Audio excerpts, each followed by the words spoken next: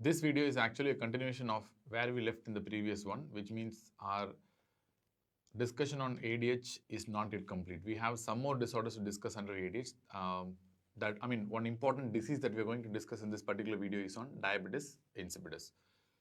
As a synopsis, this video will contain information not only on diabetes insipidus, but also we are going to discuss on one of its very, very important counterparts, that is primary, or otherwise called as functional or psychogenic polydipsia. And at the same time, we'll be also discussing on the differential diagnosis of polyuria and polydipsia, which is again very, very important for your exams. So, as usual, we'll start with the basics. So, usually, many students and even my residents tend to ask me one question, whether SADH will have polyuria and polydipsia. Answer is no. SADH patients will not have polyuria and polydipsia for sure. So how? Let us see. So let us recap in a very subtle way, a very small way. We are not going to waste much time on it. So what is the problem in SADH? Let us assume in a very simple way that there is increased ADH and they are not going to respond to this low serum osmolality that is already present in SADH patients. This is not going to trigger, and this is not going to cause any change in the ADH release. So this mechanism has failed. They cannot inhibit the ADH. So this high ADH, as a result, they are going to cause excessive water reabsorption, and that is the reason for serum osmolality being lower and urine osmolality being higher. And that is also the reason I told you why your arrows are moving in the opposite direction. Whenever arrows are moving in the opposite direction, the serum osmolality and urine osmolality, it means there is a lot of possibility that ADH is a problem, because this is the one that binds the serum osmolality and urine osmolality together. Now, this low serum osmolality may not be able to control the ADH release, but it has the ability to actually control the thirst. So which means they will definitely suppress the thirst. So this thirst suppression is still intact, which means I told you this thirst and ADH are two things that regulate the serum osmolality, and at the same time they are mutually independent each other, and they are controlled by different areas in the hypothalamus. So they are not going to be affected simultaneously. So thirst will be inhibited, yes, and the patient will have thirst suppressed, and that's the reason I'm telling the patient will not have any polydipsia in the first place, no polydipsia. And you can see very clearly here there is increased water reabsorption in the patient. So if the water reabsorption is very high, how you will expect the patient to have a polyuria? So the patient will not have polyuria for sure. So SADH by default will not have polyuria and will not have polydipsia and high urine osmolality with a low serum osmolality. But the exact reverse is what you're going to see in another condition called diabetes insipidus. So now let us see, this is a patient with diabetes insipidus. You have two types of diabetes insipidus. One is called a cranial diabetes insipidus, where there is ADH deficiency, and you have a nephrogenic diabetes insipidus where there is ADH resistance. ADH is there, but still it's not working. Let us take a very simple case scenario for starting. The patient is having low ADH deficiency, or cranial diabetes insipidus. Now low ADH, you know what's going to happen. So this ADH cannot stop the loss of water in the urine, and they cannot reabsorb water for that matters, which means the patient is going to lose a lot of water in the urine, which is going to make the urine very, very, very dilute. So the urine osmolality will be low and urine sodium will be low. And because of the loss of water in the urine, the blood tends to become concentrated. In the sense, I can write the serum osmolality tends to increase, and because of that same reason, the serum sodium also tends to increase. And once again, you can see this high serum osmolality normally should trigger ADH release, and they should increase the ADH release from the pituitary. But since this patient is suffering from a cranial diabetes insipidus, this excessive serum osmolality is not able to cause any change in the pituitary or the hypothalamus, and the ADH deficiency continues. That is where the pathology is. They cannot control the serum osmolality through ADH. But they can have one escape mechanism, which means they can try to control the excessive serum osmolality by stimulating the thirst center, which means the thirst is going to increase in the patient. Obviously, thirst increases means that will be called as polydipsia. Patient will be keeping on drinking water after water. Why the patient drinks water? Because to neutralize this serum osmolality, to neutralize or normalize this serum osmolality, that's why he is drinking water. Because this rise serum osmolality and Stimulation of thirst is a very, very, very annoying feeling. And it's really not going to let the patient be peaceful at all. He will be keeping on drinking water because that thirst will keep on irritating him. So why is drinking that much of water? Because to normalize the serum osmolality. Until that, he will not, the thirst will not be controlled. So that is the reason why these patients, whenever you test in the laboratory, many times serum osmolality and serum sodium may be falsely normal also. Because just 2 minutes or 3 minutes before the test, they would have drank 2 liters of water. And when they come, why they drank that much of water? To normalize the serum osmolality, which means serum osmolality would have already normalized. It will take some time to serum osmolality to rise again to induce the thirst. It will take at least some few minutes or hours. So till that, if you take the blood can show falsely normal serum osmolality and serum sodium. So that's what is very important to understand. Clear? So this is the basic idea. At the same time, you can see a lot of water is getting excreted in the urine, which means the urine is going to be very high volume and it will be very dilute, and that is what we refer to as polyuria as well. So patient will have both polydipsia as well as polyuria in this condition. So which is not the case in patients with SAIDH. So that is why the clinical finding itself is different in a diabetes insipidus. There is no way you can compare with a diabetes insipidus and a SAIDH. Both are completely different entities. You will have polyuria and polydipsia. There you will not have polyuria and polydipsia. There you will have hyponatremia and the patient is prone for hyposmolar conditions. Here the patient is prone for hyperosmolar states. So it's completely different. But one connecting thing between these two is, one common thing between these two things are that the patient will be euvolemic. Why? Because here the total body sodium will be normal by definition because there is no problem in the sodium balance and the body water is actually decreasing, and this makes the patient more prone for hypernatremia and hyperosmolar states. Since the total body sodium is normal because it's a pure ADH related problem, so patient will be euvolemic only. So the patient may go for euvolemic hypernatremia. But usually this hypernatremia does not happen because this body water decrease is counteracted by excessive fluid intake, polydipsia. So that is why you take that much of fluid. So that is the reason why patient's body water will be normal and the serum sodium may be normal till he takes that sufficient water. If he stops taking that sufficient water, boom, that's all. He's going to have high serum osmolality and low total body water. So that's why diabetes insipidus patients who are difficult to diagnose sometimes, who have a normal sodium and osmolality, can be diagnosed by giving a water restriction test in the laboratory or in your hospital. So where you rise the serum osmolality and check what's happening. Okay. Now, third condition is what we refer to as a psychogenic or a functional polydipsia. We can write as a functional or a primary polydipsia. The first thing to note is the fact that in primary or functional polydipsia, the ADH axis is intact. ADH axis is normally responding, intact, and it is normal. Which means who's the problem here? The problem is the patient is drinking water after water after water. Why is drinking? Let us see. Patient is drinking lots of water, and which means as if his main fantasy in life is drinking water only. And these drinks hypotonic fluids. Water means it's hypotonic to the plasma. It drinks a lot of hypotonic solutions and water that is going to make the blood dilute. Serum osmolality is low. So this low serum osmolality has to have two effects. One, it has to suppress the ADH. Yes, here since the ADH axis is intact by definition, they will suppress the ADH for sure. So once they suppress the ADH, this low ADH will prevent the water from getting reabsorbed and the water will be lost in the urine, which means he will have polyuria.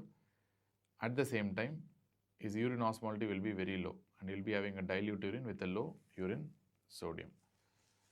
And is having a low serum osmolality with a low serum sodium as well, prone for hyponatremia. And this low serum osmolality, by definition, it has to suppress the thirst center also, by definition. But it does not happen, and that is where the problem is. Patient will continue to have thirst despite, and this is the problem here, despite low serum osmolality, where the thirst should be suppressed in conditions where you have low serum osmolality, but here patient will be having continuing thirst despite having low serum osmolality. And that is why the patient keeps on taking water after water, and that is why the patient is having polydipsia. It is a problem of the thirst center in the hypothalamus. So here what you are seeing, again a dilute urine with a dilute blood. So what you are seeing here, you have serum osmolality and this serum and urine osmolality moving in the same direction. So whenever they move in the same direction, it is almost certain my ADH axis is actually intact and normal. So you cannot have an abnormal ADH axis because they are moving in the same direction, which means ADH is normal. But you can see in diabetes insipidus, you can see a high serum osmolality with a low urine osmolality, which means here the arrows are again moving in the opposite direction, which clearly tells you that should not happen unless and until ADH is having some problem. So here again it's a problem of antidiuretic hormone. That's why arrows are moving in the opposite direction. In primary or psychogenic polydipsia, arrows are moving in the same direction, so definitely, it is not a problem of ADH. Here patient is the problem who's taking a lot of water unnecessarily. So there are some modern theories which say in these patients the thirst threshold will be lesser than the ADH threshold. So normally ADH threshold should be equal to the thirst threshold, or some difference, slight difference can be there, but should not be gross difference. ADH threshold is usually equal to the thirst threshold, and this is normal. Suppose what happens if ADH threshold is at a very high level compared to that of the thirst threshold. Suppose let us assume a patient starts with a serum osmolality of 270. Serum osmolality of 270, and let us assume the thirst threshold is 250 and ADH threshold is 280. Let us assume. Now this, serum osmolality of 270 is definitely going to stimulate thirst heavily. But remember, the same serum threshold of serum osmolality of 270 will suppress the ADH because the ADH threshold is higher. So ADH will not be released at all. So since the thirst threshold is 250 and the serum osmolality is higher than the thirst threshold, the patient will keep on drinking water because to satisfy this thirst, but ADH levels will be suppressed. ADH will be low, and that will result in excretion of water. At the same time, to control the thirst, patient will be taking lot of water and he will be polydipsic and he will be taking a lot of water. And now let us assume we brought the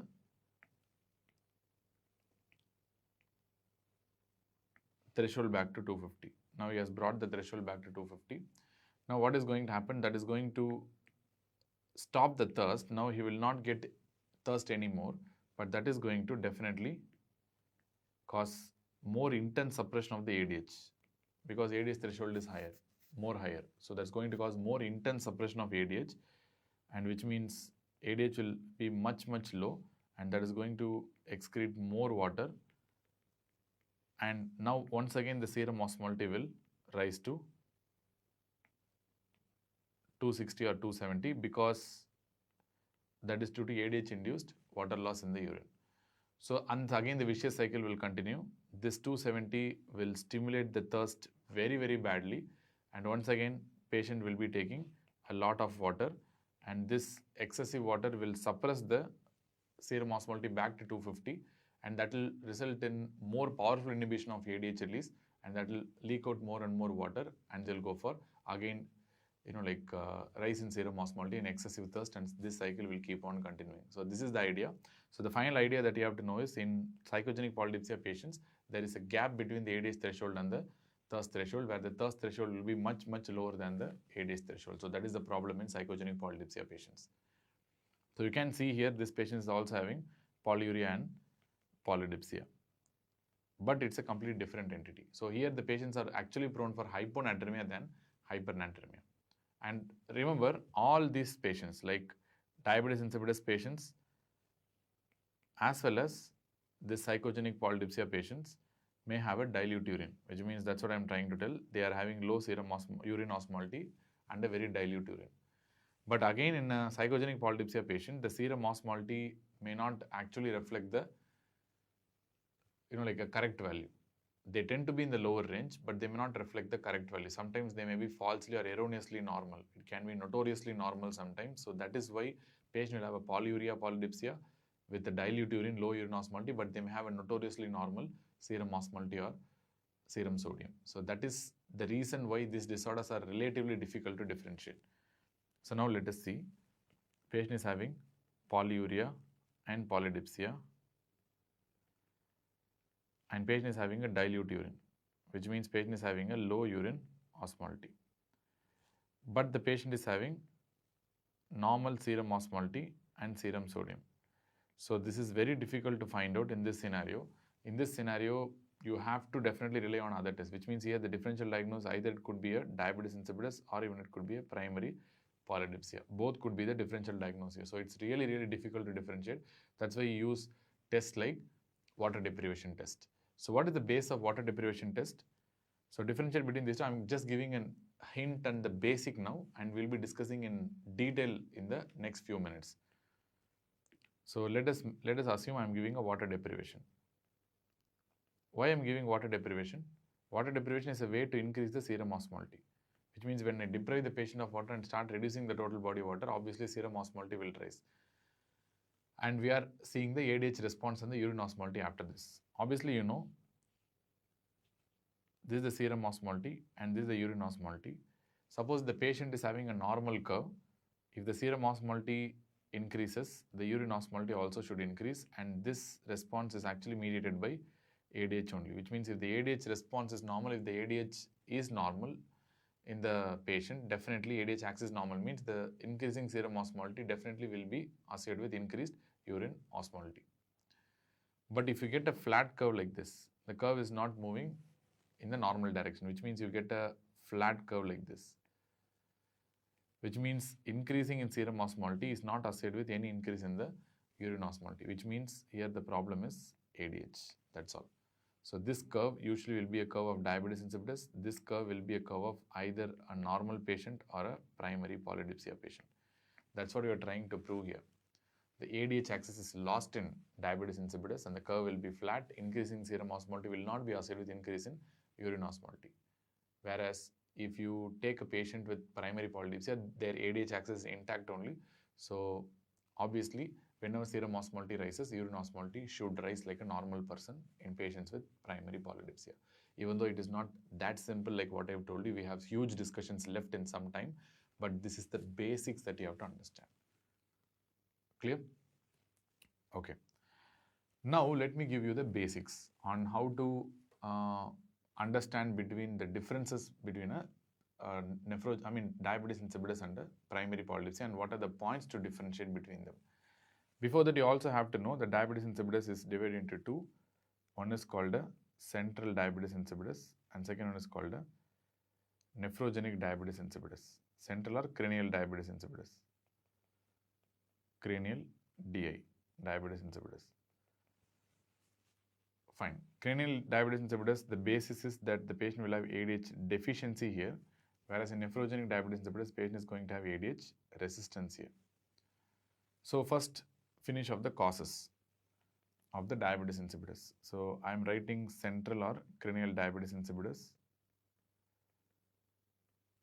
and I am writing nephrogenic diabetes insipidus. Remember, if they ask you which is more common, answer is central or cranial diabetes insipidus. This is relatively more common compared to that of nephrogenic diabetes insipidus. Again, I can differentiate into congenital causes and acquired causes. Similarly, nephrogenic diabetes insipidus, I can differentiate into congenital causes and acquired causes.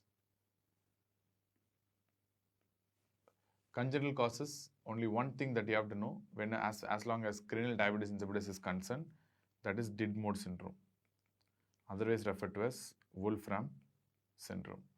This is a hereditary problem. So Didmore syndrome is nothing but diabetes insipidus, diabetes mellitus, optic atrophy and deafness. So very, very important congenital cause of diabetes insipidus, cranial diabetes insipidus. Acquired is supposed to be the most common among the cranial diabetes insipidus. So most importantly, post-neurosurgery.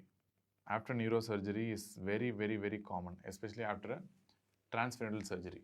As I told you, phase 1 itself is a transient diabetes insipidus. So that is due to conduction block because of the edema in the stalk due to the surgery being done. So post-neurosurgery, very, very common. Then you can see with a lot of brain tumors, especially there are two tumors which cause central diabetes insipidus. One is craniopharyngioma, second is metastasis. So these are the two things, especially cerebral metastasis and pituitary metastasis. All these metastases can have a lot of ability to produce diabetes insipidus. Then traumatic brain injury can result in diabetes insipidus. Then pituitary infarction, pituitary ischemia, infarction, Sheehan syndrome, apoplexy, all these things can produce diabetes insipidus. Infection like meningitis can produce diabetes insipidus. And infiltrative lesions, I have been telling this long time in the basics itself. Infiltrative disorders like TB, sarcoid, then a lot of other infiltrative disorders. Whenever you take leprosy, infiltrative disorders means they produce diabetes insipidus. Infiltrative disorders of the pituitary affect the posterior pituitary only, and the most common presentation of an infiltrative disorder to the pituitary is diabetes insipidus. Exception, lymphocytic hypophysitis, which usually comes like anterior pituitary deficiency, like ACTH deficiency for that matter. Even Langerhans histiocytosis is an infiltrative disorder. Similarly, nephrogenic diabetes insipidus. Nephrogenic diabetes insipidus, congenital, usually have two problems. One is called V2 receptor mutations, where it doesn't work. Usually it's a X-linked problem. Second, aquaporin 2 mutations, where the aquaporins will not respond to absorbing water. So they don't do their function properly. So this is usually autosomal. Either it could be autosomal recessive or autosomal dominant, where autosomal recessive is the most common.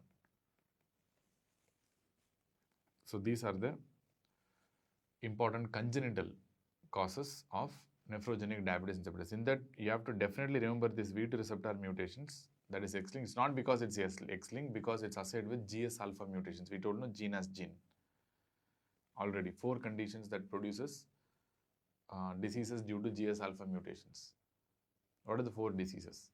We already saw 40% of GH secreting pituitary adenomas. Even if it's sporadic, they have GS alpha mutations. Then you had this nephrogenic diabetes insipidus due to V2 receptor mutations. Then we also had that McCune-Albright syndrome, again due to GS alpha mutations. Then we also discussed about pseudo-hypoparathyroidism type 1. Type 1A to be specific. So all these are GS alpha mutations, 4 disorders that are associated with GS alpha mutation. In that, this V2 receptor mutation is also one among them. That's why it's an exam question. Acquired conditions are relatively more common than congenital. What are the acquired cases? Acquired, most importantly, drugs tend to be the most common. A lot of drugs, the most important drugs that you have to remember is lithium and demiclocycline, the most important drugs. Multiple times asked questions. In that, they will ask you how lithium is going to cause this nephrogenic diabetes insipidus. In that, you have to tell lithium is going to enter the distal tubular cell by going through a channel called ENaC channels. So lithium enters through ENaC channels.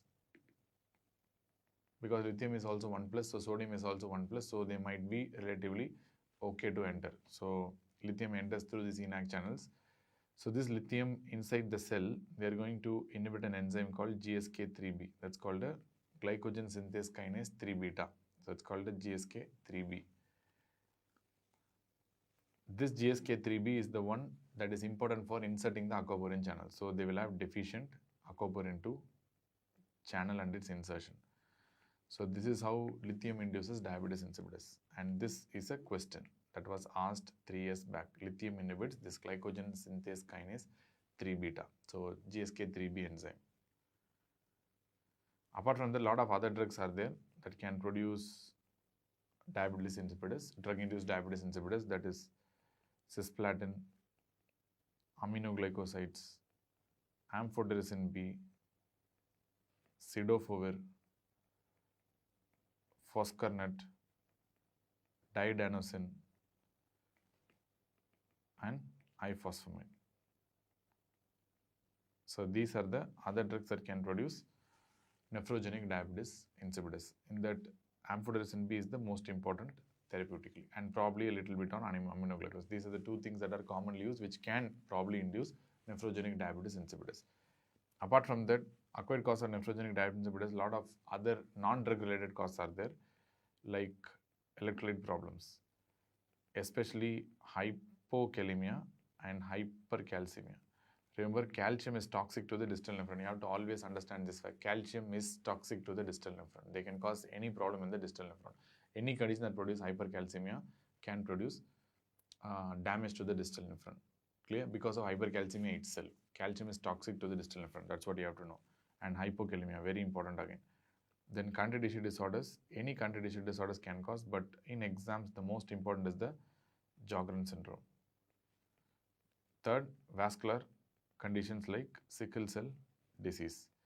Then other country tissue disorders like sarcoidosis, amyloidosis,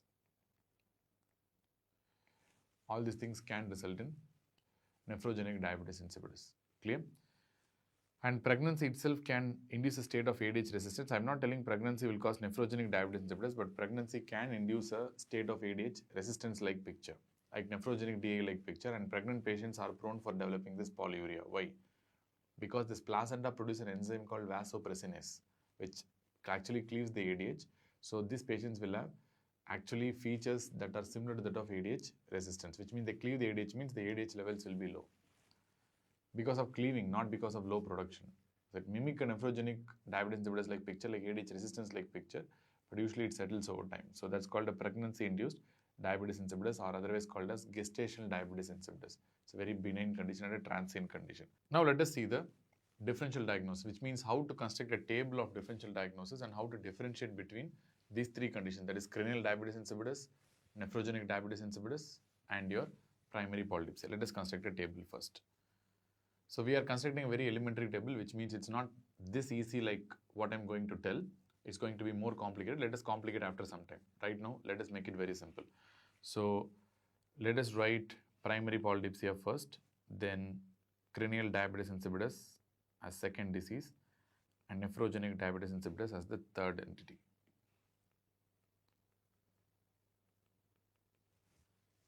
Fine.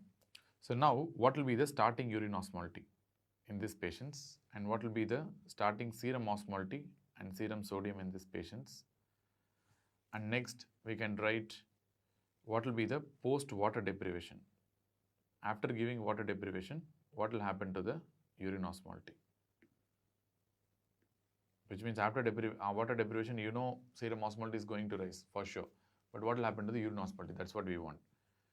And after water deprivation, then next test is there, that is called a post-desmopressin. After we give something called a DDAVP, desmopressin, what will happen to the urine osmolality? Once again, after desmopressin, we are going to see that's called a post-desmopressin urine osmolality. Then we can even see the ADH levels, that's called arginine vasopressin levels. Remember, currently we don't use ADH levels because ADH is very unstable compound, so we use an alternative called plasma copeptin. So what do you mean by plasma copeptin? It is nothing but something you can imagine similar to C-peptide, where insulin, C-peptide both are released in 1:1 ratio. C-peptide is circulating in the system for a longer time because it's not used by any cell, whereas insulin is widely variable because of the usage by the cells. So that is how we use C-peptide as a surrogate marker of insulin release. Similarly, you can use this plasma copeptin as a surrogate marker of ADH release. So you can use an alternative, that is copeptin, which is more stable and having a little bit longer half-life. Then what about the pituitary MRI? So what will happen to the pituitary MRI? So this is what we are going to, this is how we are going to construct the table. You know very well, all these conditions, cranial, nephrogenic or primary polydipsia, to start with, they are going to have a very low urine osmolality, which means that is the problem here, they are passing a dilute urine. That's all.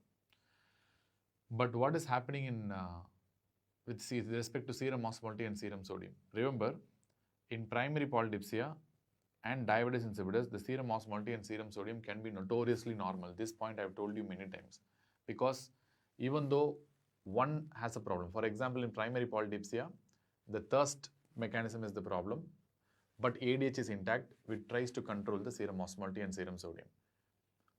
But in patients who are having diabetes insipidus, the ADH axis is having a problem, but the other one, the thirst, will come into play and they will try to control the serum osmolality and the serum sodium. So which means there is one other protective mechanism in these patients that can control the serum osmolality and serum sodium to the normal range. So which means they can be erroneously normal many times. Actually, it's not.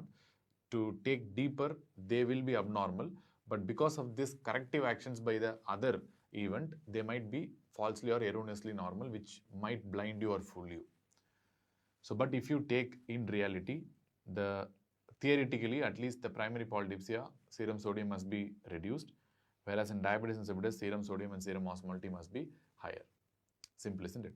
So now, what will happen after water deprivation? After water deprivation, definitely serum osmolality will rise if ADH axis is intact.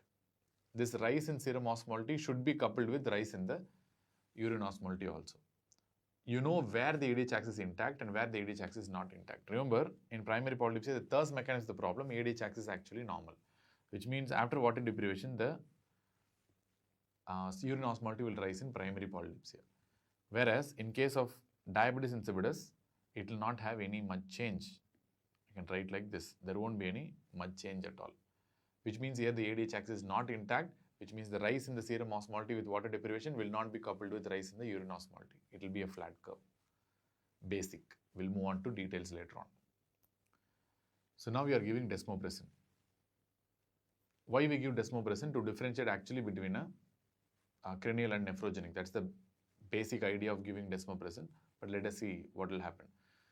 So remember, after giving a desmopressin, you will not expect much change in a primary polydipsia, which means during water deprivation itself, they have reached whatever urine osmolality they want to reach, they have reached the higher urine osmolality. It's not like it's going on to keep on rise,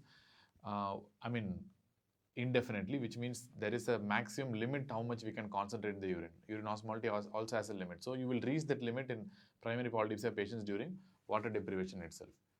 So now there is no point in giving desmopressin. Even if you give desmopressin, there won't be that much increase in urine osmolality. It will remain almost the same. Whereas in diabetes insipidus patients, there can be a change. Where will be the change? Whenever you have ADH deficiency. For example, in cranial diabetes insipidus, you will have antidiuretic hormone deficiency. Because you have deficiency of this hormone, replacing that with desmopressin definitely must be associated with increase in the urine osmolality. There is no doubt about it. Now they start concentrating the urine because it's a cranial diabetes insipidus. Now, you know, in nephrogenic diabetes insipidus, it is ADH resistance rather than ADH deficiency. Because they have ADH resistance, even if you give desmopressin, which is going to act like ADH on the kidney, it's not going to work. So there won't be any change at all. Clear? So these are the desmopressin results. And what about the plasma copeptin and the ADH values? Obviously, you know, in primary polydipsia, you know, the ADH will be suppressed. We can go back to the basics. I clearly told you, because of the excessive water intake by these patients, because the thirst mechanism is short here, because of that there will be chronic suppression of the serum osmolality. This chronic suppressed serum osmolality will result in chronic suppression of ADH. So the ADH levels will be low only.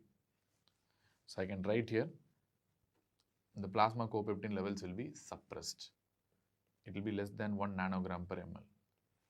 And in cranial diabetes insipidus, yes, again it will be low. Why? Because here there is ADH deficiency. The pituitary is not releasing enough ADH.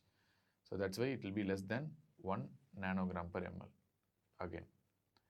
Whereas in nephrogenic diabetes insipidus, since it's due to ADH resistance, your ADH levels generally tend to be higher.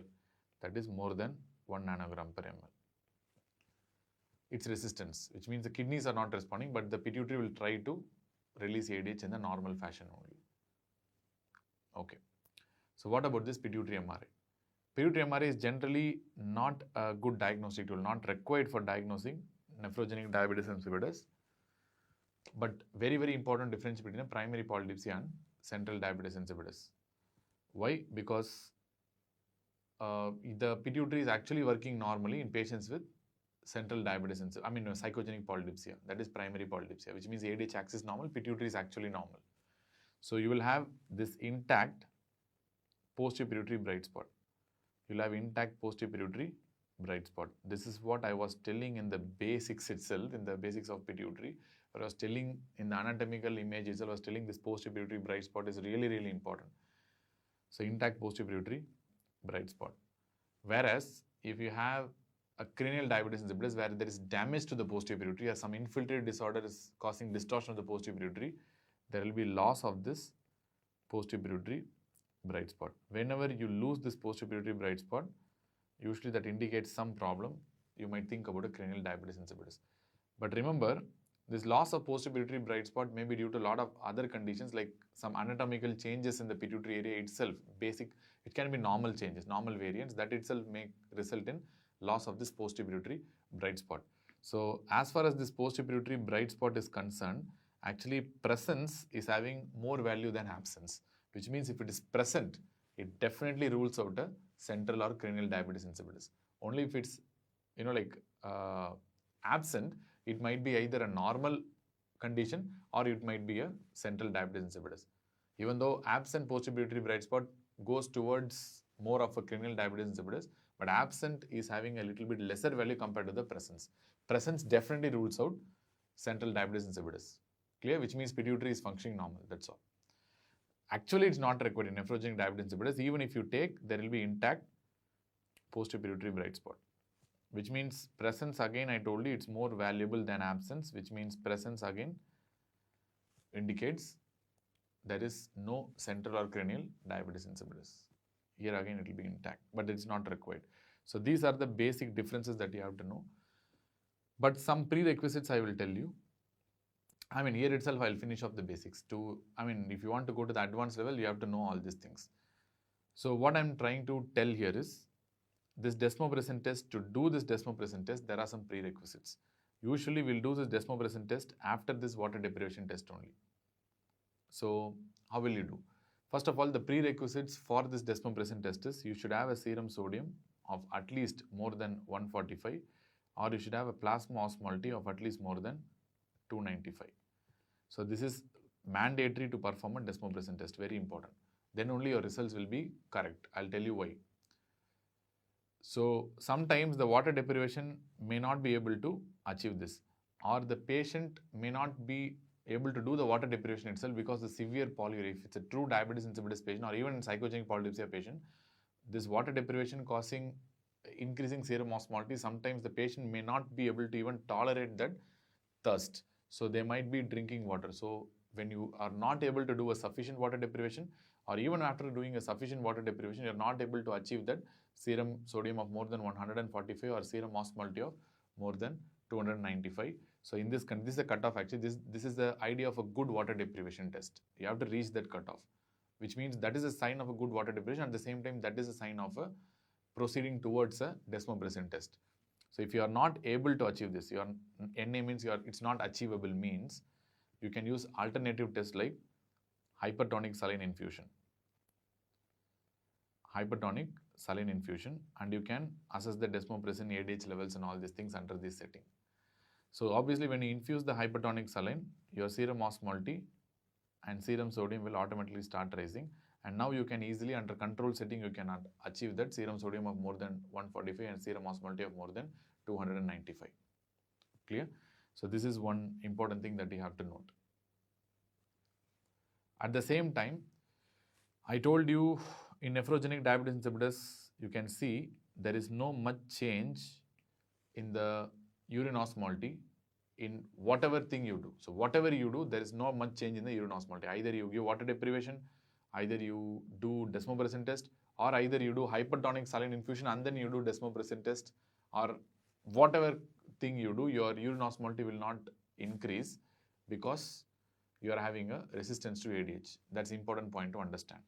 So how much it will not rise? Remember, no matter what you do, why I am telling this point is, whatever may be the cause of nephrogenic diabetes insipidus, and whatever may be the type of nephrogenic diabetes insipidus, because we are going to discuss in a very complicated fashion about the partial nephrogenic diabetes insipidus, complete nephrogenic diabetes insipidus, partial cranial diabetes insipidus, and complete cranial diabetes insipidus. That's why I told you there is some complications waiting for you. So this is a very basic thing to understand. In nephrogenic diabetes insipidus, may be partial or may be complete, doesn't matter. Whatever you do, the urine osmolality will not rise beyond 300. It will be less than 300 throughout whatever test you do. Whether you don't do, doesn't matter. It will be less than 300 only. This is a very, very important concept to understand.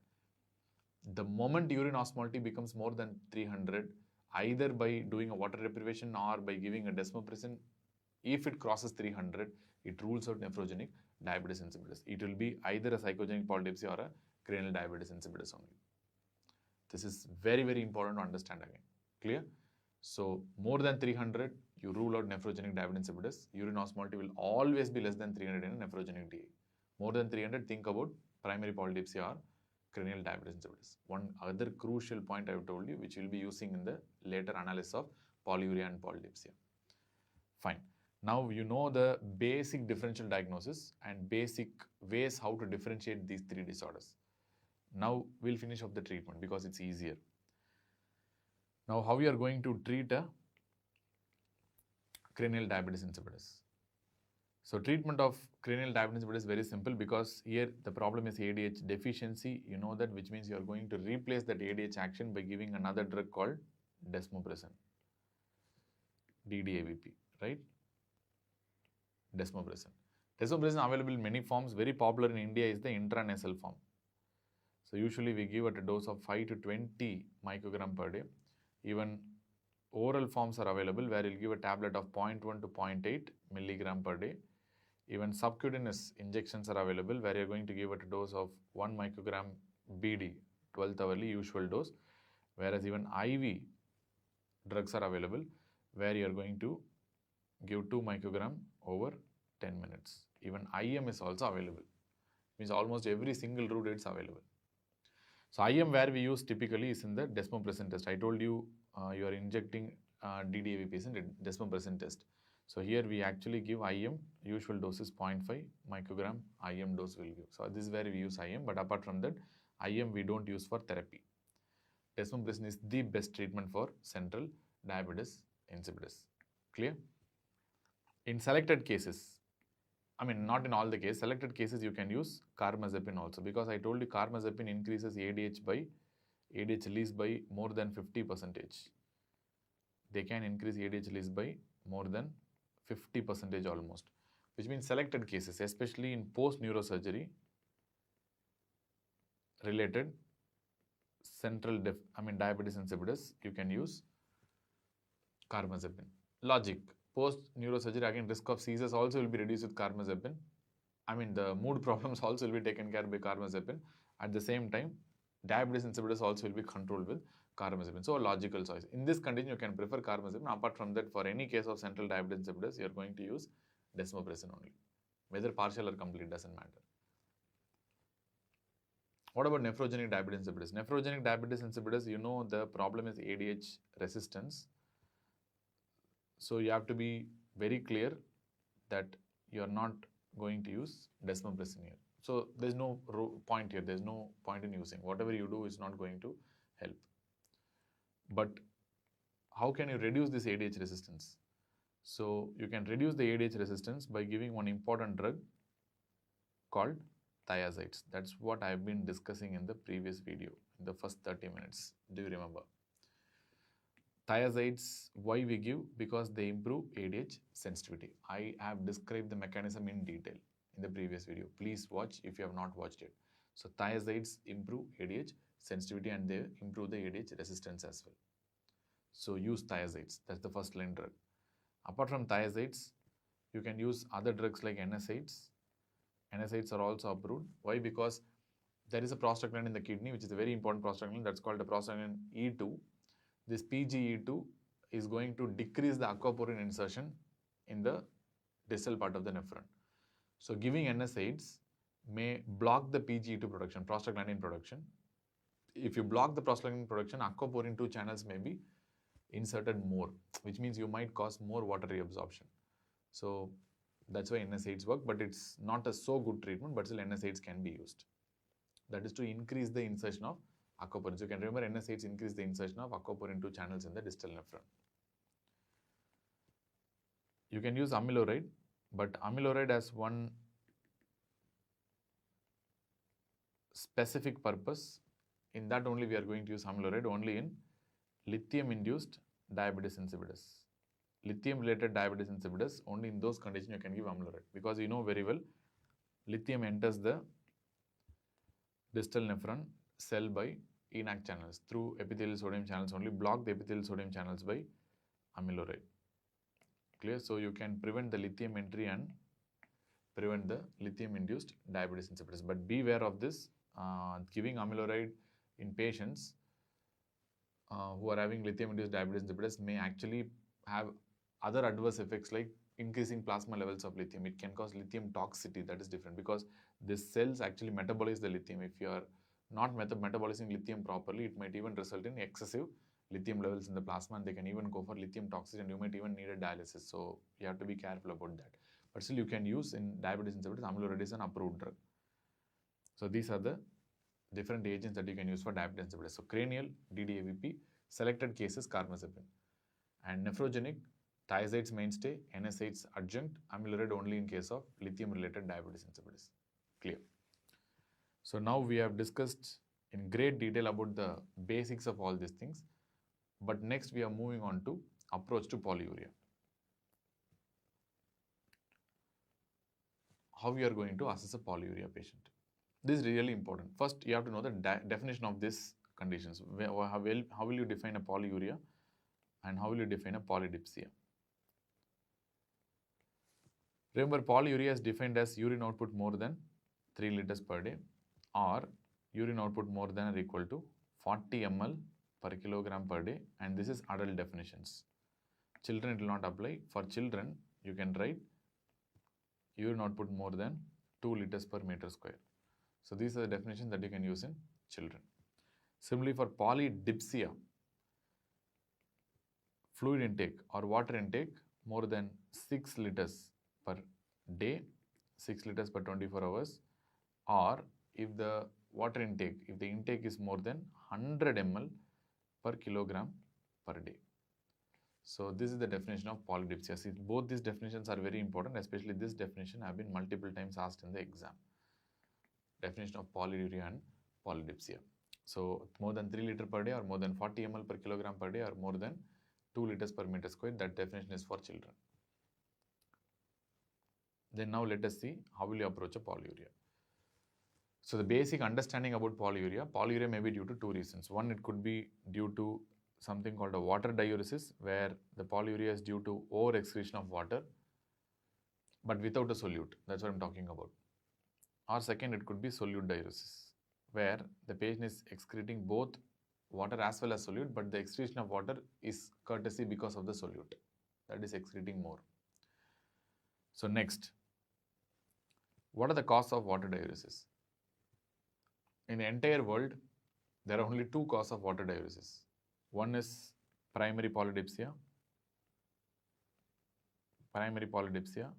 and second one is diabetes insipidus, cranial and nephrogenic. These are the only 2 causes that you have to think about whenever you think about a water diuresis.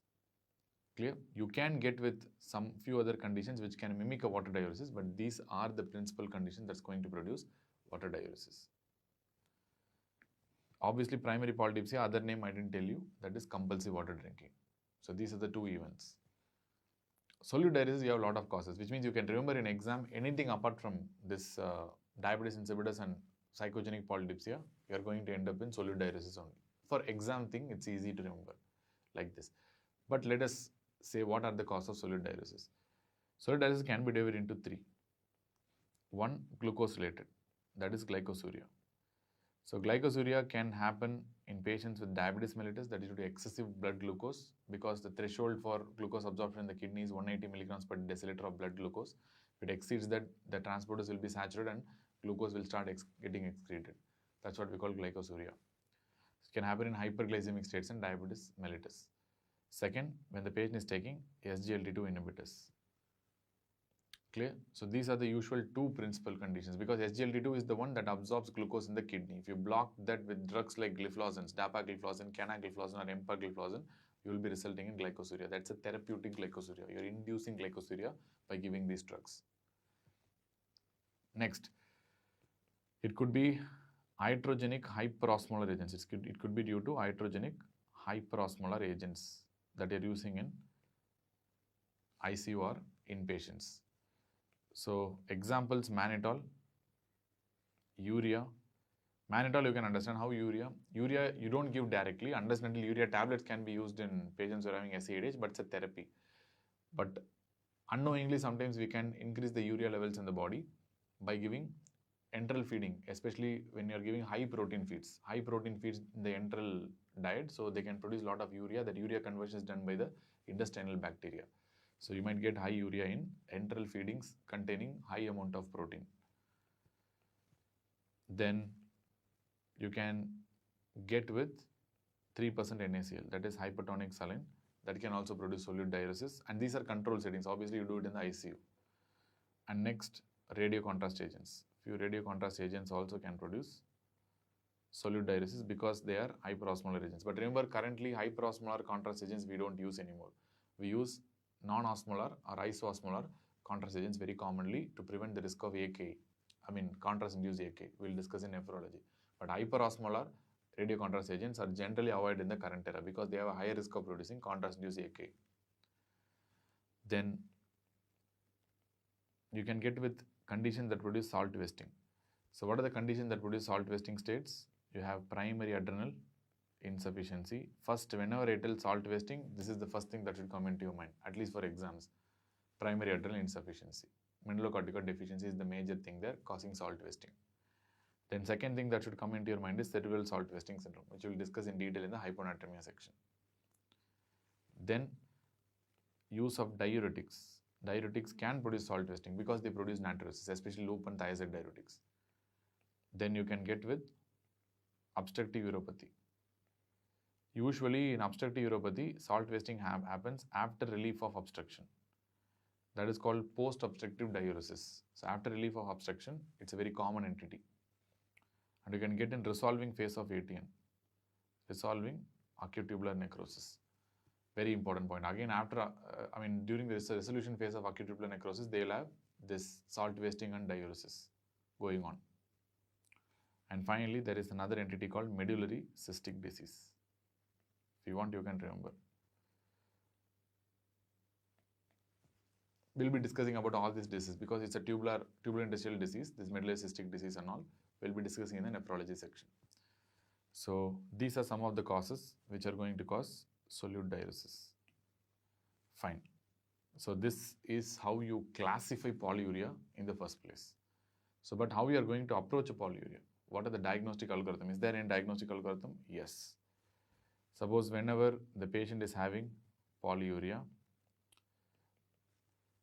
as an inpatient or as an outpatient, first rule out obvious causes.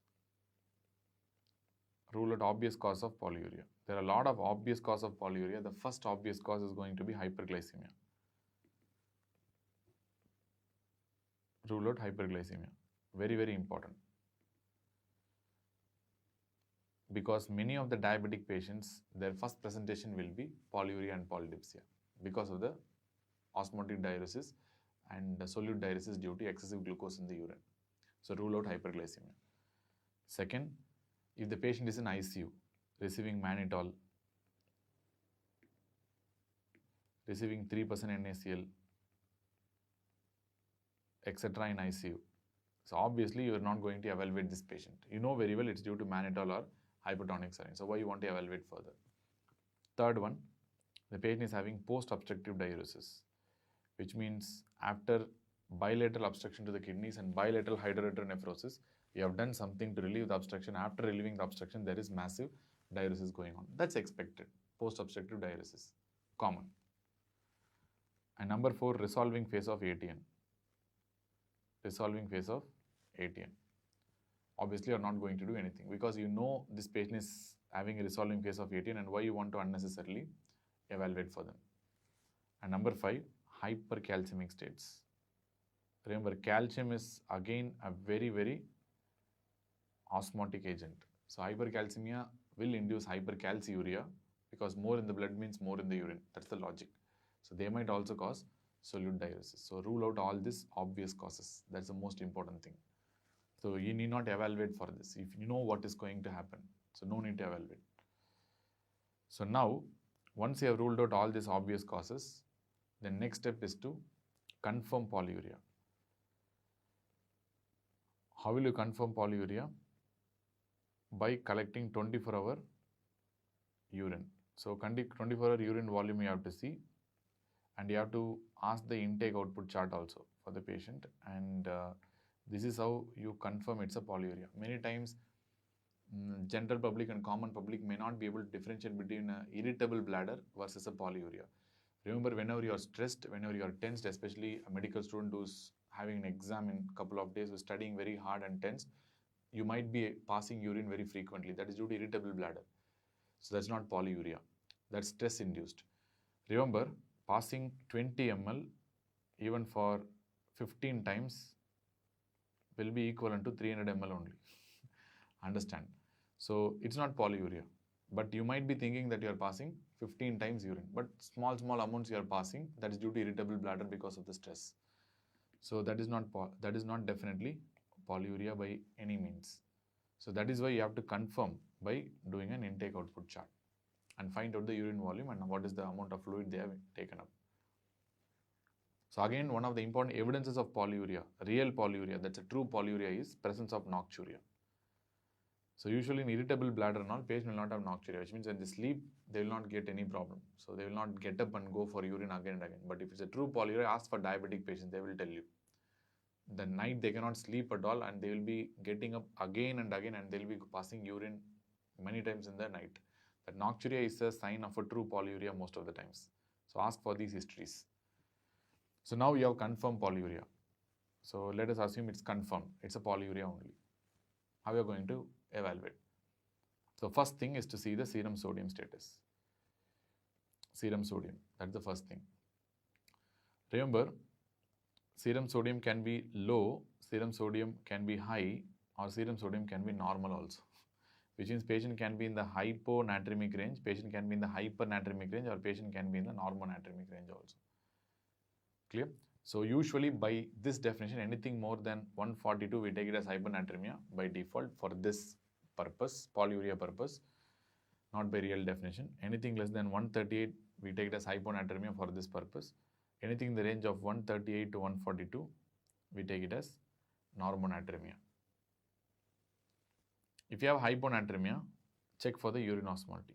Now, so patient is hyponatremic, urine osmolality is low, urine osmolality is high. Urine osmolality low means less than the plasma osmolality. Urine osmolality high means it is more than or equal to the plasma osmolality. Which means dilute urine. Whenever the patient is having hyponatremia passing dilute urine, definitely it is water diuresis. Water diuresis. Remember, the only water diuretic condition that can produce hyponatremia. I told you water diuresis means only two things are there. That is primary polydipsia and diabetes insipidus. Tell me only one condition can produce hyponatremia with water diuresis. What is that? Definitely it must be primary polydipsia only. Because you know the tendency is to produce hyponatremia, but they can notoriously have normal sodium. Remember in diabetes insipidus, the tendency is to produce hypernatremia, but they can have normal sodium also. So only water diuretic condition to have hyponatremic tendency is primary polydipsia only. So that's why here I'm going to concretely diagnose this patient is having primary polydipsia. There's no doubt about that. That is compulsive water drinking. Because of some reason they are taking excessive water, compulsive water drinking. These are alternative terms. Whenever the plasma osmolality is high, which means, whenever the urine osmolality is more than that of the plasma osmolality, which means the urine is excreting more osmolytes, which means more solutes, which means the polyuria is due to solutes only. So it's a solute diuresis. That's all. And you have to evaluate what is the cause of solute diuresis. You have to identify. So many causes I have told you. Now what about if the patient is hypernatremic? The patient is hypernatremic, again see the urine osmolality. The urine osmolality is low, by definition if it is less than 300, or urine osmolality is high, by definition if it is more than 600. You know, whenever the urine osmolality is low, which means you are passing a dilute urine, whenever you pass a dilute urine, means the patient is having water diuresis for sure. This is surely water diuresis. And tell me only one condition that can produce water diuresis with hypernatremic tendency. That is going to be diabetes insipidus. That's all, nothing else. That's all. No other diagnosis possible. Water diuresis, hypernatremia, diabetes insipidus. Water diuresis, hyponatremia, primary polydipsia. Or low urine osmolality, polyuria, hyponatremia, diabetes insipidus. Low urine osmolality, polyuria, hypernatremia, diabetes insipidus. Clear? So this is what you're going to think about. So it's a diabetes insipidus, that's all, water diuresis. But you're having higher solutes, you are passing more solutes in the urine, which means urine osmolality is high means It's not water diuresis, it's likely to be solute diuresis. So identify what is the cause of solute diuresis. Supposedly, if the urine osmolality is in the range of 300 to 600, it's very confusing. It can be water or solute diuresis sometimes. So in this condition, overlapping states, you have to see the urine 24-hour urine osmolar output. 24 urine osmolar output. Actually, it's very easy to find out. The formula is very simple. It is nothing but total urinary volume that is collected in a day multiplied by urine osmolality. That's all. So that will give the 24-hour urine osmolar output. So if it is less than 900, it is going to be again likely to be low solute excretion, means it's water diuresis. And if it's more than 1000, means it's solute diuresis usually. So this is again another way to find out if you have an indeterminate range like 300 to 600. Then the next step is what you will do when the patient is having a normal serum sodium. It's a normal natremia. That's why I told you many times even the water diuresis conditions, diabetes insipidus and psychogenic polydipsia may present like completely normonatremic range, because I told you a lot of protective mechanisms there in them which can normalize the serum sodium at the time of blood test. So what you are going to do with these patients? Again, you see the urine osmolality. Urine osmolality can be less than 300 or more than 600. More than 600 definitely rules out any form of water diuresis. It must be solute diuresis only. Don't waste time unnecessarily in doing water deprivation test and all. Go for identifying cause of solute diuresis if the urine osmolality is more than 600. If it's less than 300, definitely it must be water diuresis only. Water diuresis. But remember, in the normonatremic range, if you have water diuresis, it's very difficult to differentiate between diabetes insipidus versus primary polydipsia, which means now the differential diagnosis is both diabetes insipidus versus primary polydipsia, and it's very difficult to find out what is the problem. So in this confusing states, proceed to water restriction test. Water restriction test, otherwise referred to as Miller-Moses test. Miller-Moses test. Suppose if you are having 300 to 600, same thing like what you have done there. You see the 24-hour osmolar output, urine osmolar output. If it is going to be less than 900, you go for water diuresis. If it's more than 1000, you're going to think about solute diuresis. That's all. So you can see a principle here that you don't do water deprivation test for all cases. You do water deprivation test in patients who are having obviously water diuresis, yes, and along with that, patients are having confusing clinical scenarios, especially those who are having a normal serum sodium and normal serum osmolality. So if they have already deranged sodium and deranged serum osmolality, it's relatively easy to find out. So in these conditions, the yield of water deprivation test will not be that great. But if the patient is having normal serum sodium and normal serum osmolality with water diuresis, the yield of water deprivation test will be very good. You can find out exactly what's happening. So, and second thing what you have to note here is, to start with, most of these patients is having a urine osmolality of less than 300, which means dilute urine. That's what we define as a water diuresis. What I'm trying to tell is, before this water deprivation test, to start with, most of these patients are having urine osmolality of less than 300. That value is very important. I have told you before in the table already. You can see these patients are having value of less than 300 to start with, starting urine osmolality, even before you do water deprivation. Now, after doing a water deprivation test or water restriction test, you are going to test for the urine osmolality. And urine osmolality can have multiple characteristics after doing a water deprivation test. To understand this complex characteristics, you should definitely know certain basics. Otherwise, it's very difficult to comprehend what's happening here. So let us see what you have to know. So let us group these 5 disorders separately. One is called a primary polydipsia or a compulsive water drinking. Second one, I can write partial cranial diabetes insipidus. Third, I can write a complete cranial diabetes insipidus.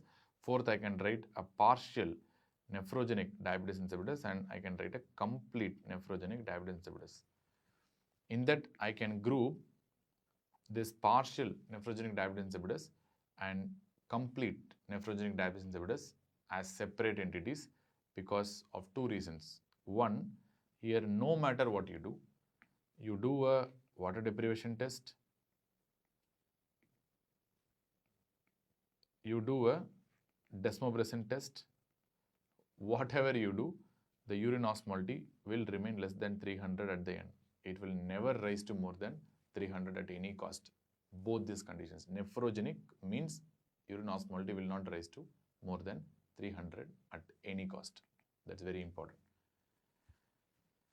So whereas in a partial nephrogenic diabetes insipidus, you know what is the problem? It's a partial ADH resistance. That's the problem here. Partial ADH resistance. In a complete nephrogenic diabetes insipidus, it's a full ADH resistance. A complete ADH resistance, there is no ADH sensitivity at all.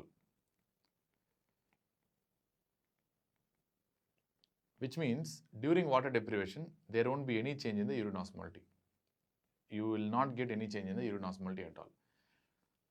But with the desmopressin test, there won't be any change in the urine osmolality if it is a complete nephrogenic diabetes insipidus.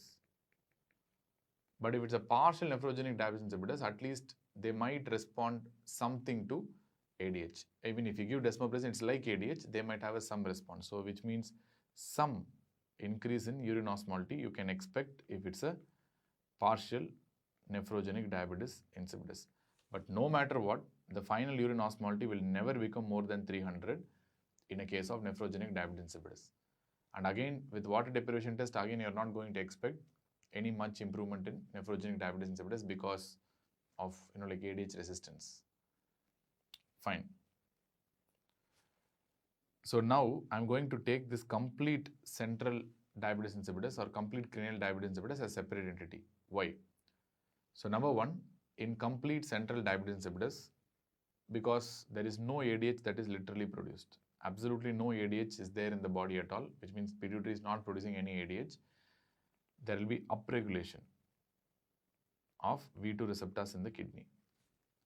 So because of upregulation of V2 receptors in the kidney, if you use desmopressin, there will be a good response to desmopressin, good response to DDAVP. They'll have a decent response. Rather than telling good response, I can tell there will be a very decent response to desmopressin in these patients. Why? Because of the upregulation of V2 receptors. The moment you give desmopressin, they'll go and produce a decent response in these patients. But water restriction test, again, will not produce any response. Why? Because water restriction works by increasing the serum osmolality by physiological feedback. It has to stimulate the pituitary. This patient, even if you stimulate the pituitary by giving water restriction, there is no ADH that is coming out of the pituitary. So definitely they will have a very poor response with water restriction. So no, but desmopressin, they will have a decent response. Finally, I am putting this primary polydipsia and partial CDA patients as one entity. You might be surprised why I am putting both these patients as one. In partial CDA, partial cranial diabetes insipidus, there is some ADH is still circulating in the blood, but that is not enough to produce a good water reabsorption. That's why they are ending up with the polyuria. But that's not enough. Some ADH is there, but it's not enough. One more important thing that is happening is, because some ADH is still there will be no upregulation of ADH receptors, or there will be no upregulation of V2 receptors like what you saw in the complete cranial diabetes insipidus. And that's a very important vital point. And if I tell this partial diabetes insipidus patients, this primary polydipsia patients can mimic a partial cranial diabetes insipidus patients, can behave like partial diabetes insipidus, cranial diabetes insipidus patients. And to confuse the fact even more, if I tell both these patients will behave like partial nephrogenic diabetes insipidus patients, now your head will start spinning. Both these patients, both this pink box, primary polydipsia and partial CDA patients can behave like a partial NDA patients. They might have partial, because they might have partial ADH resistance. Now it starts spinning, right? So yes, let us stop the spinning now. How is this possible? First, let us take a simple primary polydipsia patient. So how a simple primary polydipsia patient can behave like a partial CDA? So in a chronic compulsive drinker, what is the problem? Leave the complicate things now. Let us keep it very simple. His problem is taking lot of water unnecessarily. Is not needed for him, but still is taking. So where he will suppress the serum osmolality chronically. So now this chronic suppressed serum osmolality in a chronic compulsive drinker will definitely block the pituitary from releasing ADH, and they will have only reduced ADH response, and it's chronically suppressed because it's chronically taking water in excess amounts. Chronic suppression of the ADH from the pituitary. So if you are going to have reduced ADH chronically, means this is equal to partial central diabetes insipidus only. Suppose if you suddenly raise the serum osmolality in this patient, let us assume what's going to happen. If you do a water deprivation test, I'm giving a water deprivation and I am trying to increase the serum osmolality because I'm depriving the patient out of water, and now this is going to knock the pituitary to produce excessive ADH. But they won't, because here the pituitary is under chronic suppression and the pituitary will be sleeping. They will not produce excessive ADH immediately. They will not normalize their ADH, which means if they cannot produce ADH sufficiently, means it is like a partial CDI only. But they produce some ADH already. That's still happening.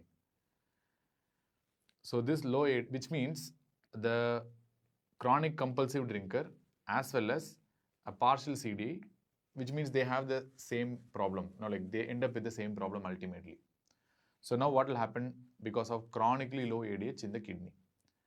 Because of this chronically low ADH, or otherwise I can tell chronical absence of ADH, which means there is no sufficient ADH, which means this patient will be having chronic polyuria, chronic wastage of water in the urine. Clear? So both these patients, partial CDI as well as primary polydipsia patient, because they are behaving from the ADH perspective, they are behaving in a similar way. So this chronic polyuria, what is going to happen is the fact that they are not only going to wash out water, they are going to wash out the medullary interstitial hyperosmolarity also. This gradient is also lost. Medullary interstitial hyperosmolarity is also lost.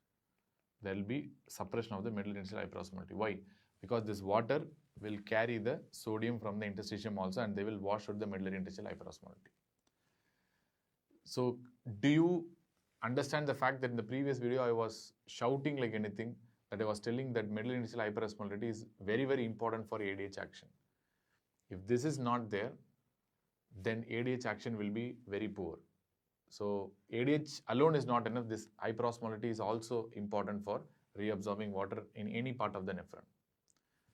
So I can clearly tell that because of this suppression or loss of this or washout of this medullary interstitial hyperosmolality, this patient is going to have a partial ADH resistance as well.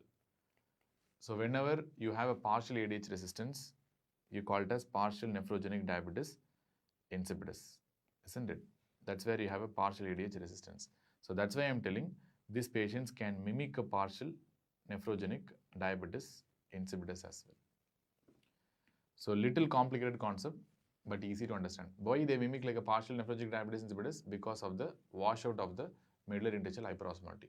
You might now ask me, sir, in a complete central diabetes insipidus, they will be, chronic polyuria in these patients also. Why can't these patients why these patients have a good response to DDAVP then?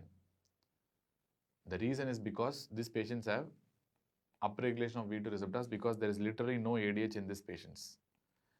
But these two patients have some ADH at least, and they will not have any upregulation, coupled with washout of the medullary interstitial hyperosmolality also. The V2 receptor also not upregulated, which means they will have a ADH resistance, which means these patients will not have a decent response to desmopressin.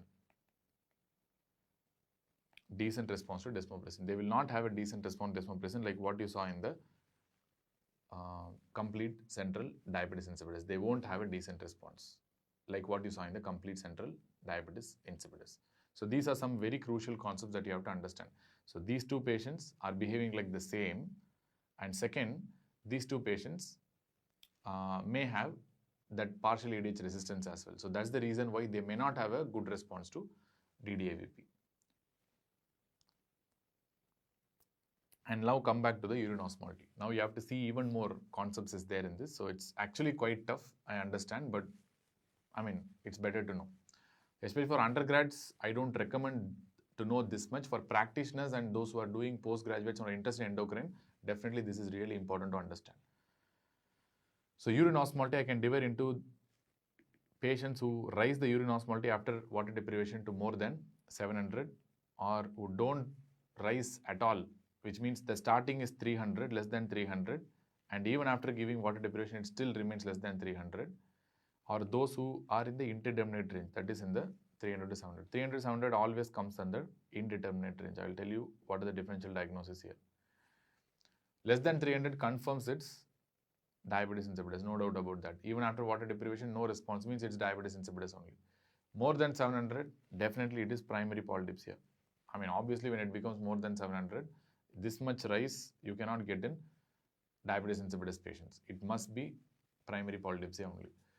But wait on. I told you, if you give water deprivation to me, suppose I am going for water restriction and water deprivation, I am a normal person. If you give water deprivation to me, what will be the resultant urine osmolality? I will reach the maximum, that is 1200. But these patients are reaching only 700. Above 700 itself, I am telling that is normal for these patients. How? Because I told you, again, how you reach the maximal urine osmolality by water deprivation is because your medullary interstitial hyperosmolality is maximum value is 1200 physiologically, which means humans can concentrate only up to 1200 maximally. So if they concentrate to 1200, means there should be a sufficient medullary interstitial hyperosmolality to a range of 1200, then only you can concentrate to this level. But the problem in primary polydipsia patients and partial CDI patients is there will be washout of this medullary interstitial hyperosmolality, which means they will be maybe somewhere around 400 to 800 only, which means they will not be having the full medullary interstitial hyperosmolality like what you have in normal patients. That is because the washout by the polyuria chronically. So they will not reach that 1200. That's very important. I can reach 1200, but after water deprivation, this primary polydipsia patients will never reach that 1200 mark because of the washout of the MAH. So now I am trying a DDAVP, desmopressin test. So which means I am seeing post-desmopressin urine osmolality. No, there won't be any change because of two reasons. One, they have already reached their maximum. That's the full capacity. Number one, that is after washout, that much only is left. So there will be a very poor response, less than 15% increase in urine osmolality compared to the water deprivation value. There won't be good response. Second, I told you, these patients, primary polydipsia patients, chronically who's taking water, they will have a partial ADH resistance as well.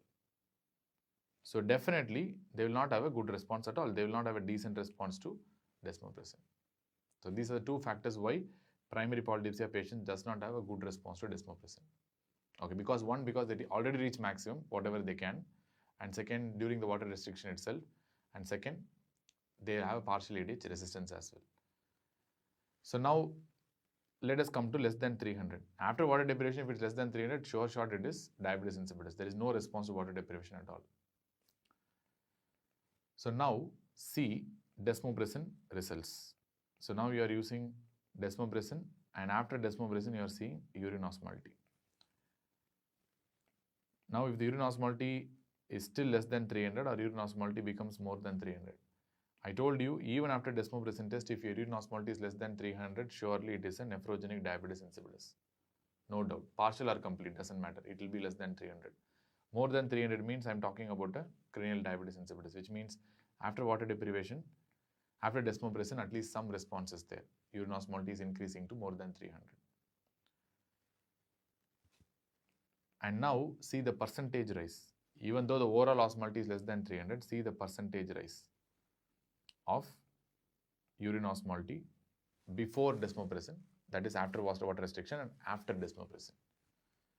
If the percentage rise of urine osmolality is less than 15% or more than 15%, less than 15 means there is literally no rise in urine osmolality. More than 15 means there is some rise in urine osmolality. Some means definitely it must be a partial NDA, which means only a partial ADH resistance, which means When you give high dose DDAVP, it is responding to some extent. When there is no response, it must be a complete nephrogenic diabetes insipidus only. Typically, the improvement will be in the range of 15 to 45%. That is the improvement we expect. If it's a complete if the central diabetes insipidus, then again see the percentage rise. That's going to give whether it's partial or complete. So you are comparing the pre-desmopressin urine osmolality and post-desmopressin urine osmolality. So if the percentage rise is more than 50%, which means I told you it must be a complete CDA only, because in complete CDA, upregulation of the V2 receptors will be there, so there will be a good and decent response to desmopressin. If it's less than 50%, then definitely it must be a partial CDA only, because in partial CDA, there won't be upregulation of V2 receptors. At the same time, there will be washout of the medullary interstitial hyperosmolality also. At the same time, they will be having partial ADH resistance because of the washout of the hyperosmolality. So they will not have a decent response to desmopressin. That's why it's a partial CDA. Okay. Indeterminate tests. How will you identify this indeterminate test?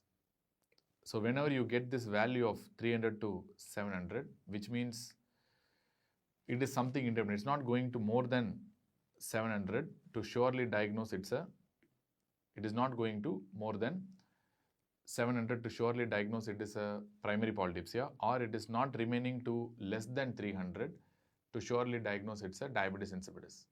It's somewhere in the indeterminate range, 300 to 700. What are you going to do here? So you can rule out certain things. So remember, now it is more than 300, right? So this value of more than 300 after this water deprivation itself rules out certain entities. Number one, NDA. It cannot be a nephrogenic diabetes insipidus for sure. I told you, no matter what you do, if in a nephrogenic diabetes insipidus, it cannot rise more than 300. So second, it rules out one more thing, that is a complete cranial diabetes insipidus. Again, not possible. In a complete cranial diabetes insipidus, there is no ADH release at all. How much ever you do water deprivation, how much ever you rise the serum osmolality by water deprivation, how much ever you stimulate the pituitary, there is no ADH coming out. So how can you rise the urine osmolality to more than 300? So not possible. So these two disorders are ruled out. So only two things are pending. That is partial cranial diabetes insipidus, and second one, you have a primary polydipsia or a functional polydipsia. These are the two differential diagnoses if it's in the indeterminate range, nothing else. But remember, it's very, very, very, very difficult to differentiate these two when you have an indeterminate range in the 300 to 700 after water deprivation. And some clever students will surely ask, sir, is it possible to differentiate with desmopressin test? Actually, no. So if you give desmopressin and if you check the urine osmolality after that, still you will have less than 15% rise only. There won't be a good response. Why? Because I told you these are like twin and cousin brothers. Both these conditions will have partial ADH resistance as well. Coupled with that, there will be no upregulation of V2 receptors in these patients, resulting in no decent response or very poor response to desmopressin as well. So it is impossible to differentiate these two with any objective testing. So we have to go back to our drawing board and we have to see how to differentiate between them in the form of history and other evidences. So partial CDA and you have a primary polydipsia. So this you can look back when you have an indeterminate range, that is 300 to 700 urine osmolality after water deprivation test, where desmopressin test will not be helpful as well. So first, in the history, what are things you are going to look for? Usually a recent history. A sudden onset. A recent history usually go towards an organic problem, but a very gradual onset will be a functional problem. And next, history of pituitary surgery, like a transfemoral surgery, straightforward, or history of head injury goes more towards a partial CDA. And presence of nocturnal symptoms, patient is having nocturia, polyuria and polydipsia in the nights, that is nocturnal symptoms. Usually presence of nocturnal symptoms goes towards an organic problem. If they don't have nocturnal symptoms, usually go towards a psychiatric disease like primary polydipsia. And at the same time, these patients with primary polydipsia may have fluctuating symptoms, in the sense like they may not have like the consistent symptoms because it's not an organic problem. Fluctuating means whenever they get that bout of psychosis or neurotic personality, that time they might have a problem. So that's why there might be fluctuating symptoms. And more importantly, they might have a history of psychosis or some psychiatric disease or a neurotic personality So this also can happen.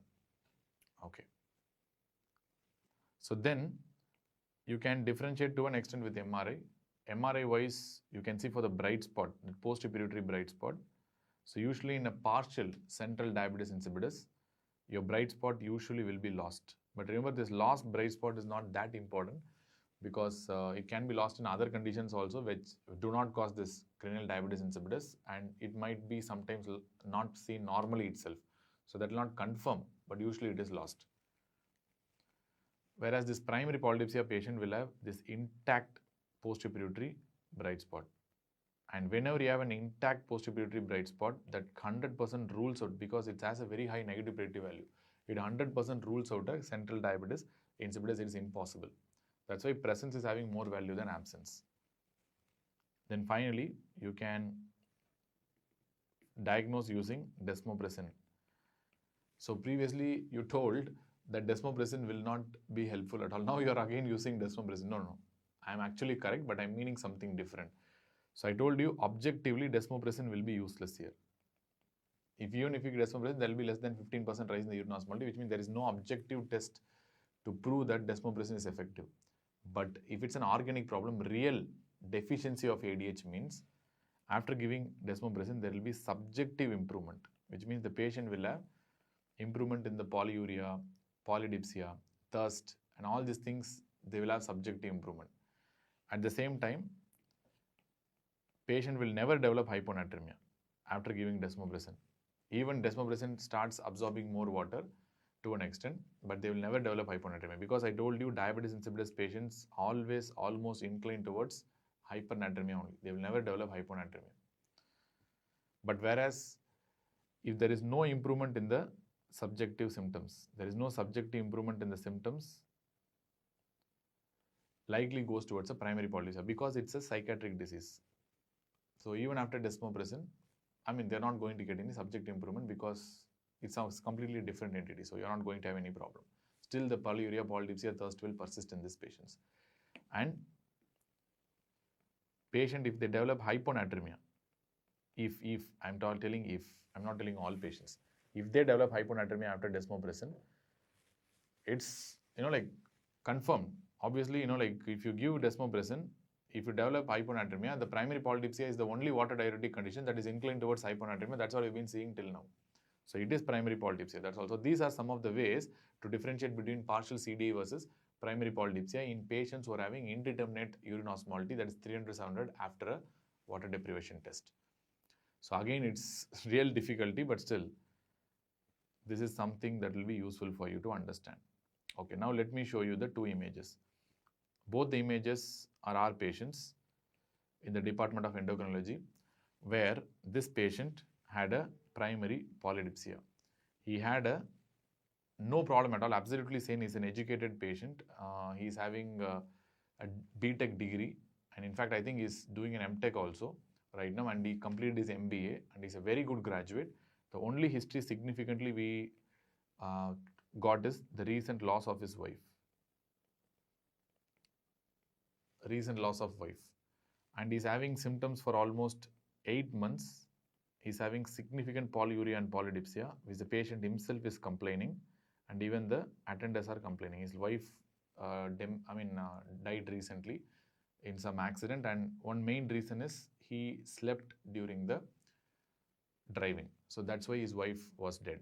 So he was a lot of guilty, and this is the only significant history we could get. And he's having a lot of significant polyuria and polydipsia. So we did all the testing. The serum sodium was normal and the serum osmolarity was normal. So then we saw what is the urine osmolality. Urine osmolality was very, very low, less than 300. So we confirmed this patient is having a water diuresis with difficult diagnosis. So in this condition, you have to go for water deprivation. We proceeded towards water deprivation. And after water deprivation, we did the urine osmolality. The urine osmolality that came in this patient is 496 This is the urine osmolality. I still remember 496 milliosmoles per kilogram. Again, we are stuck in the loop now. It's very, very difficult to find out. So now it's in the 300 to 700 range. It's very difficult to find out, At the same time, desmopressin is not going to help. Yes, we did desmopressin. DDAVP, after DDAVP, urine osmolality showed only 14% rise. So again, it's not in the cut. I mean, it's like in the loop again, it's not helped anything to find out. So we proceeded towards an MRI. MRI showed something like this, where I can clearly see this postpituitary bright spot. I think you can get it. I can easily see this postpituitary bright spot, which is a very good postpituitary. I mean, it's a very decent spot here. I can see a nice bright spot. At the same time, I can see the stalk here. It's normal. This is a pituitary stalk. It's looking almost normal. So now, if you retrospectively correlate the symptoms, 8 months, like gradual history and loss of his wife 1 year back, and again due to him and a lot of probable psychiatric disease, guilt probable, and he's having intact postpituitary bright spot also, which rules out partial CDA. So in this condition, in the indeterminate range, he developed 446, means it's more than 300. Definitely it ruled out complete central and entire nephrogenic diabetes insipidus spectrum. So he must be having only one diagnosis now. It's possible, that is a primary psychogenic polydipsia. So this patient has been taken for cognitive behavioral therapy and improved a lot after therapy and sessions and counseling with the relatives. So this is one case. Second case, this patient again is a 39-year-old lady who came with severe polyuria and polydipsia.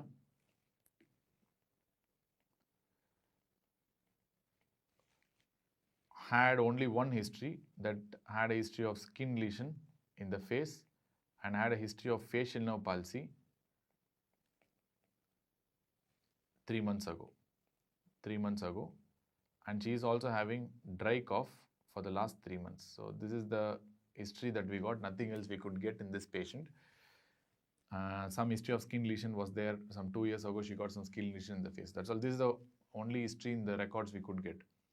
And when we did the serum sodium, and again this patient was a very difficult patient, had a serum sodium of 141, which is absolutely normal serum osmolality.